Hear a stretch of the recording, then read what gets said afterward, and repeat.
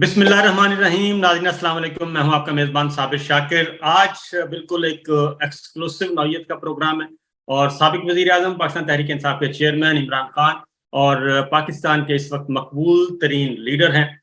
अच्छा खान साहब, ये बताएं कि फैसले हमेशा जो आपने जिक्र किया ना कि फौज पे वो कोई भी तनकीद करते हैं इंडिविजुअल्स पे, तो कहते हैं फौज पे तनकीद हो गई, शोहदा पे तनकीद हो गई। तो ये फैसले करते हैं तीन चार लोग, ऊपर के तीन चार लोग। नवाज शरीफ साहब भी यही कहते हैं कि 1+3 का फैसला था 99 का कू का, और आपके साथ भी यही हुआ। फिर पनामा जब हुआ तब भी नवाज शरीफ साहब ने यही कहा। तो ऊपर के जो तीन चार लोग फैसला करते हैं और नीचे किसी को पता भी नहीं होता। अब बाजवा साहब ने आपको हटाने का जो फैसला किया वो ड्राइंग रूम में बैठ के किया, उसकी कंटिन्यूटी अभी तक चल रही है, बल्कि वर्स्ट कंडीशन आ गई है। होना तो ये चाहिए था कि नवंबर 29 बाजवा साहब जब चले गए थे तो नए आर्मी चीफ आते और सिचुएशन को संभालते, बल्कि उससे भी ज्यादा जो है वर्स्ट कंडीशन हो गई है इंसानी हकूक के हवाले से, पॉलिटिकल विक्टिमाइजेशन के हवाले से। इसकी क्या वजह समझते हैं कि ये कंटिन्यूटी क्यों है आपके सिलसिले में? देखिए जनरल, मैं भी ये सोच रहा था कि जब जनरल बाजवा जाएंगे, क्योंकि जनरल बाजवा ने तो हटाया था, तो वो तो डरा हुआ था कि मैं वापस आ गया तो जनरल बाजवा के ऊपर शायद मैं कार्रवाई ना कर दूं, तो वो तो समझ आ रही थी उसके डरने की। तो उसने बड़ा नुकसान पहुंचाया जनरल बाजवा ने अपने आप को और सारी अपनी जात के लिए। एक्सटेंशन उसने हटाया अभी शहबाज शरीफ के साथ मिलके अपनी एक्सटेंशन के लिए। और ये भी जो उसने किया, जब पता चल गया कि पब्लिक खड़ी हो गई है, पब्लिक नहीं चोरों को तस्लीम कर रही, बड़े बड़े जलसे हो रहे हैं, बाय इलेक्शन हम जीत रहे हैं, तो उसने फिर बजाय रिवर्स करने के अपनी जात की खातिर उसने मुल्क को नुकसान पहुंचाना शुरू कर दिया। वही लेके आया फैसल नसीर को।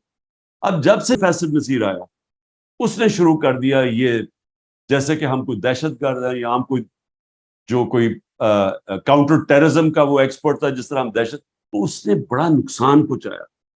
जो अपने इदारे को नुकसान पहुंचे वो किसी दुश्मन ने नहीं पहुंचाया, वो कोई पीटीआई ने नहीं पहुंचाया, वो जनरल बाजवा ने पहुंचाया इन चोरों को लाके। और वो लोगों को पहले यही साबित, एस्टेब्लिशमेंट साबित करी कि चोर हैं, उनको लाके ऊपर बिठा दिया, तो उसका रिएक्शन आया। और उसके बाद जो फैसल नसीर की हरकतें हुई, जो सोशल मीडिया के लोगों को, ये जो जर्नलिस्ट को, जो शहबाज गिल को पहले टॉर्चर, फिर उसके बाद आजम स्वाति से जो किया, तो उसके बाद ये जो कि जी हम इनको सीधा कर देंगे। अब वो जो नुकसान पहुंचाया, मैं उम्मीद रख रहा था कि जनरल आसिम मुनीर आके चेंज करेंगे पॉलिसी, हम सब समझ रहे हैं। लेकिन मेरे ख्याल में उनका बहुत बड़ा इन्फ्लुएंस है नीचे से, उनके कई लोग उनको इन्फ्लुएंस करते हैं। और मुझे अफसोस से कहना पड़ता है कि पाकिस्तान तो आज एक तबाही के किनारे पे खड़ा करके रख दी, क्योंकि अभी तो उम्मीद ही नहीं नजर आ रही। अब तो ये है कि इलेक्शन आएंगे तो ये सारा जो प्लान बन रहा है वो तो यही बन रहा है ना, कि तरीके साहब को खत्म करके इनको इन्हीं की बंदर बांट करवा दो मुल्क की, जिन्होंने 30 साल से मुल्क का बेड़ागार कर रहे हैं, जिनके होते हुए बांग्लादेश भी आगे निकल गया और हिंदुस्तान भी आगे निकल गया 90 की दिहाई में। नहीं तो पाकिस्तान तो 80 की दिहाई तक सबसे आगे था, तो इनके अच्छा होते हुए तो तबाही हुई है। तो अब अच्छा उन्हीं खान को साहब, फिर एक और जी। चीज मैं जाती तौर पे भी मेरे इल्म में है, अगर आप चाहें तो शेयर करें। जनरल आसिम मुनीर के आर्मी चीफ बनने से पहले जब तनाजा हो गया कि पता नहीं आप उसको अपोज करेंगे, आपको आपके साथ भी को कॉमन फ्रेंड्स ने राब्ता किया कि आसिम मुनीर साहब अगर आर्मी चीफ बनते हैं तो आप अपोज नहीं करेंगे, तो आपने भी उसको वेलकम किया और कॉमन फ्रेंड्स ने आपको भी कायल किया, और कुछ को मैं जानता हूं। तो जैसे ही ये काम हो गया उसके बाद वो कॉमन फ्रेंड्स कहीं गायब हो गए या किधर चले गए? क्योंकि आपने वेलकम किया आर्मी चीफ को। देखिए जी, मैं तो किसी को जानता ही नहीं था। मैं तो जब ये पहले तो चीज प्राइम मिनिस्टर बनाता है आर्मी चीफ को, तो कॉन्स्टिट्यूशनली तो उसका राइट था।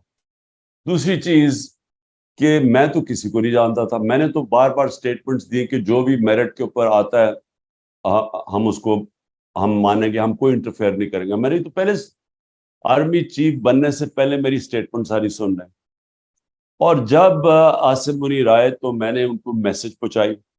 मैंने कहा देखो, मुझे ये पता चला है कि लंदन प्लान बना हुआ है और नवाज शरीफ ने आपसे ये گارنٹی لیا کہ آپ نے پی ٹی آئی کو ختم کرنا ہے اور مجھے.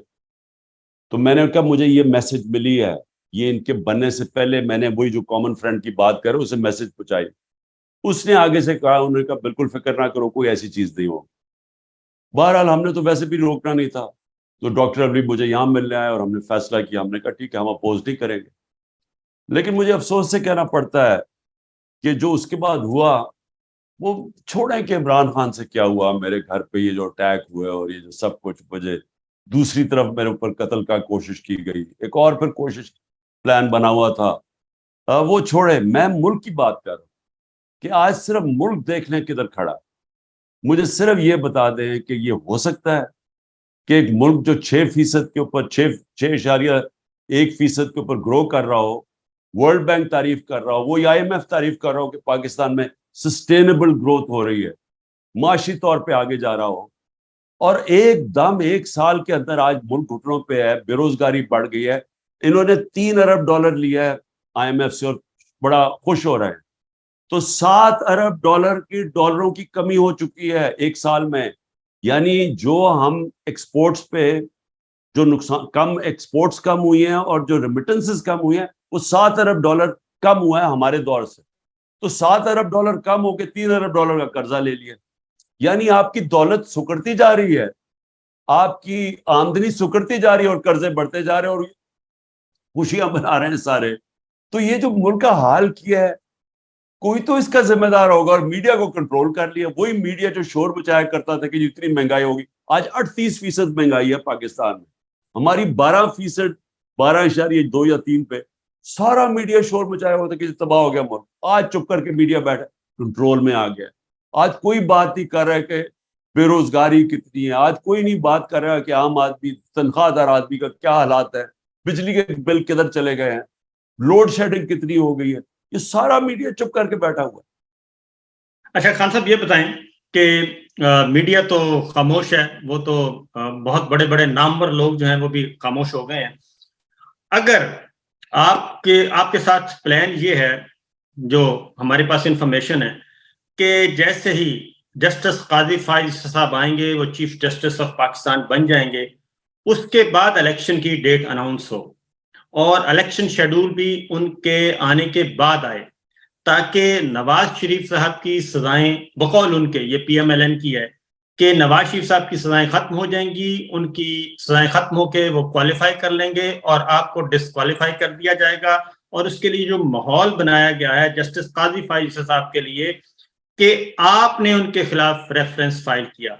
آپ اگر پوری بات بتا دیں, کیونکہ مجھے تو پتا ہے, لیکن میں چاہتا ہوں آپ پوری بات بتا دیں کہ جسٹس قاضی فائز صاحب کو کے خلاف جب ریفرنس آیا تھا وہ کہاں سے آیا تھا اور وہ کس نے تیار کیا تھا, یہ مجھے بتا دیں, کیونکہ اس وقت DGISI جو تھے وہ کوئی اور تھے. دیکھیں, پہلے تو کیا ہوگا آگے وہ تو اللہ ہی بہتر جانتا ہے. میرا تو فیصلہ یہ ہے کہ میں جب تک زندہ ہوں تو میں تو اپنی مشن کے ساتھ کھڑا ہوں, انصاف کی تحریک کے ساتھ, کہ جب تک اس ملک کو انصاف نہیں ہوتا ویسے ہی ملک کا کوئی مستقبل نہیں. یعنی اگر آپ صرف اکانومی دیکھ لیں نا, تو جب تک اس ملک کے اندر قانون کی حکمرانی نہیں آتی, یہاں ملک ہمارا ملک صرف کتنی دیر آپ قرضے کس سے اور قرضے لیں گے, قرضے تو بڑھتے جا رہے ہیں. اب یہ جو قرضہ لیا یہ واپس بھی تو کرنا نا اگلے سال, تو کدھر سے کرنا ہے؟ جب آپ کے پاس آمدنی سکڑتی جا رہی ہے تو قرضے کدھر سے واپس کرنی ہے؟ آمدنی تب بڑھے گی جب ملک میں سرمایہ کاری ہو. سرمایہ کاری تب ہوگی جب جو سرمایہ کار ہے اس کو ملک کے انصاف کے نظام کے اوپر اعتماد ہوگا. جب تک سرمایہ کار, کبھی سب سے بزدل ہوتا ہے سرمایہ کار, کیونکہ مشکل سے اپنا پیسہ اکٹھا کرتا, تو وہ تو تب تک نہیں کرے گا جب تک اس کو ایک سسٹم پہ اعتماد نہیں ہوگا. یہاں تو سپریم کورٹ کے فیصلے گورنمنٹ ہی نہیں مانتی. 14 مئی کا الیکشن ہے اور گورنمنٹ کہتی ہے بھاگ جاؤ. اب وہ آ رہے ہیں ملٹری کورٹس کے خلاف, ابھی کیس چل رہا ہے, تو گورنمنٹ کے وزیر کہہ رہے ہیں جی اگر ملٹری کورٹس کے خلاف فیصلہ آیا مانتے نہیں, تو جو سپریم کورٹ کا فیصلہ نہیں مانتے کس نے اپنا پیسہ لے کے آ رہا ہے؟ تو ان کو سمجھ ہی نہیں آ رہی کہ ملک کا جو فیوچر ہے وہ ڈپینڈنٹ ہے گورننس, وہ آئے گی رول آف لاء سے. اب آ جائیں جی کہ काजी जस्टिस फाइज काजी फाइज साहब का कि रेफरेंस। मैं काजी फाइज ईसा को जिंदगी में कभी नहीं मिला। मैं जब अभी नया नया प्राइम मिनिस्टर बना था, सामने आ गया कि जी उनकी ये 3 प्रॉपर्टीज है इंग्लैंड में। अभी अभी नवाज शरीफ को डिस्क्वालीफाई हुआ था। मैंने अपना सारा, मेरा अदालत पे वो लंदन फ्लैट का चला, जो मैंने 10 महीने कुछ 64 जाके सबूत दिए उनको, किधर से आया पैसा, खरीदा किधर से, मनी ट्रेल दी कि पैसा मैं वहां से बेच के हलाल के पास पाकिस्तान लेके आ रहा हूँ, लेकिन मैंने पूरी ट्रेल दी। नवाज शरीफ के वो लंदन के फ्लैट्स थे, अब यहाँ आ गया कि जी इनके 3 बाहर फ्लैट्स। क्या अब 3 रास्ते थे, 3 ही रास्ते थे ना। या मैं ये कह देता कि जो कानून के ऊपर है तो हम कुछ नहीं करते, अगर वो आइन में लिखा होता हम कुछ भी ना करते। दूसरा ये था कि हम कोई एक्शन लेते, वो हमने नहीं लिया। हमने वो किया जो कि तीसरा एक्शन था कि जी अदलिया खुद ही फैसला कर ले इसके ऊपर, वो सुप्रीम जुडिशल काउंसिल में चला गया। मैं ये पूछना चाहता हूं कि मेरी जगह और कोई होता तो क्या करता। और मुझे तो लगा ऐसे है कि जनाब ये बड़ा एक उनको बुरा लगा, लेकिन मैं तो काजी फाइज ईसा साहब से पूछता हूँ कि वो मेरी जगह होते तो क्या करते। अगर उनके सामने ये, या तो आप कहना कानून के ऊपर है तो हम कुछ ना करते, ऊपर से लंदन फ्लैट्स के ऊपर कहानी भी आई हुई थी मेरी और नवाज, तो मैंने तो वही किया कि आप अदलिया ही फैसला कर। लेकिन इससे जहां तक मुझे खबर है कि उनको ये चीज बहुत बुरी लगी, और इसलिए लोग ये समझ रहे हैं कि जब वो आएंगे तो वो बड़ा कोई इंतकाम लेंगे मेरे से। लेकिन अदलिया के अंदर तो ये चीज होती नहीं है। जज की तो पहचान होती है उसकी जजमेंट्स। मेरा अच्छा बुरा कहना या किसी का पब्लिक, वो तो डिपेंड करेगा कि वो किस तरह के फैसले करेंगे, उसके ऊपर उनका नाम ऊपर या नीचे जाएगा।